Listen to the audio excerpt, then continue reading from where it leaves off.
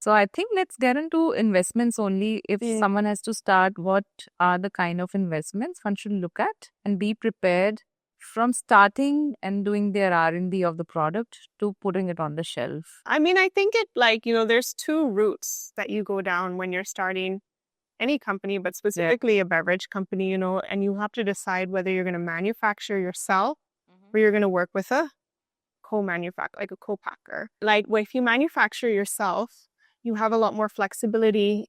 Your initial investment will go into machinery or equipment, and you have that ability to sort of alter your flavors, change your flavors as you go. I think for us in the beginning with kombucha, the fact that we were making our own kombucha just gave us so much power to take market feedback, implement it immediately, launch new flavors, discontinue flavors, do small batches, do seasonal batches. So it gave us, this ability to really, pivot and move and flow with the market. But it also, it's very complicated to manufacture. I think one thing that Ariella and I realized is that, we're not engineers, right? We're not experts with machinery, nor do we even have a food manufacturing background. And so, at one point we found ourselves doing classes in FSSAI regulation, doing classes in commercial brewing and things like that, because we didn't actually have that knowledge when we first started the company. And I still feel like there's a lot of knowledge, especially about machinery, that I don't have, that if I had it would be helpful.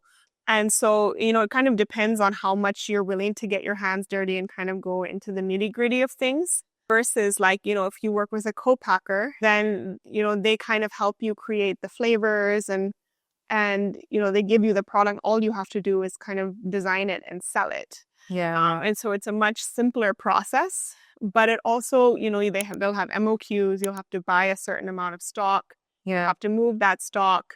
Creating new flavors or new batches will be challenging because you have to work with the manufacturer and you have to always manufacture a certain quantity. Someone has to start a kombucha brand today, and I know you mentioned when I asked you about the investment part that everyone has a different goal towards it, right? So someone who wants to start a similar thing as you are doing, what kind of investments they should look into? I would say, you definitely need, somewhere, from 50 lakhs to a crore, I think, to really be able to start a kombucha or a craft beverage. You'll need certain equipment. You need to be able to buy material. And then you need, money for marketing, obviously. That said, we started our company with zero. We didn't have any money when we started it, and we were able to kind of grow organically through our sales. So it's possible to do it that way as well, but it was definitely slower.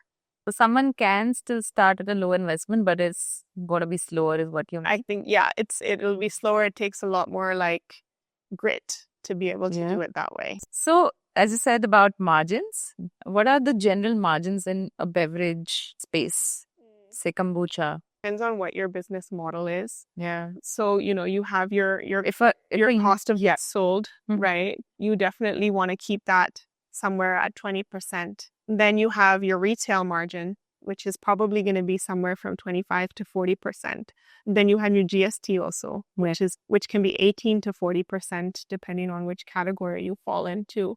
So already, if you have 40% GST and 40% retail, 20% cost of goods sold, that's your entire product right there, right? So then you have to get your cost of goods sold down to 10% or 5%. So it depends on where you want to sell your product, what margins you're going to work with different retailers, that scale becomes really important. So if you're looking at a huge market, then you can say, okay, my margin that I make, my profit margin is only 5%, but I'm going to sell this to every household in the country, versus you say, okay, I'm going to sell this to a small market.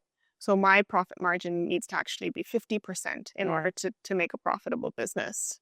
Do you think a product which is maybe in a beverage space, which is price sensitive, but relatively new and can gain attention? I think it's important to start, start building your brand first Yeah. before going into retail or going into, quick commerce. It's important to create a brand following, advertise on social media, go to events, right? Yeah. You can interact with customers, do sampling. But once you have that following, then you can go onto these retail platforms and get people to buy your products. But especially with food, I think it's so different from like clothing or jewelry because people will buy those things online without having tasted them. If you want us to keep bringing such amazing content and business hacks, please subscribe to our Clips channel, the Sonika Matta Show Clips.